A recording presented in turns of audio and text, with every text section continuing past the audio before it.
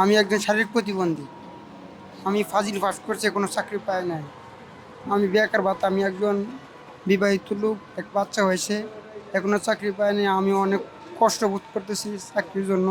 মানে আপনারা যদি একটা ব্যবস্থা করে দেন, আমার চলার জন্য ব্যবস্থা করে দেন, একটা ভালো হতো। আমার পরিবার নিয়ে অনেক কষ্টে চলতেছে। আমার এই বয়স 25 বছর চলতেছে, দেখুন একটা চাকরি বাকরি হয় না। আর এখন চাকরিরত অবস্থায় আপনারা যদি দয়া করে অনুগ্রহ করে যদি আমারে যদি ব্যবস্থা করে দিতেন, আল্লাহ আপনাদের জন্য আল্লাহ তাআলা সহায় করত। অথবা আল্লাহ তাআলা আপনাদেরকে যাযাবর দেন। সূরা মায়েদা 2 নম্বর আয়াতে বলছেন, ভালো কাজে সহযোগিতা করো, অন্যায় কাজে বাধা দাও, সাহায্য করিও না।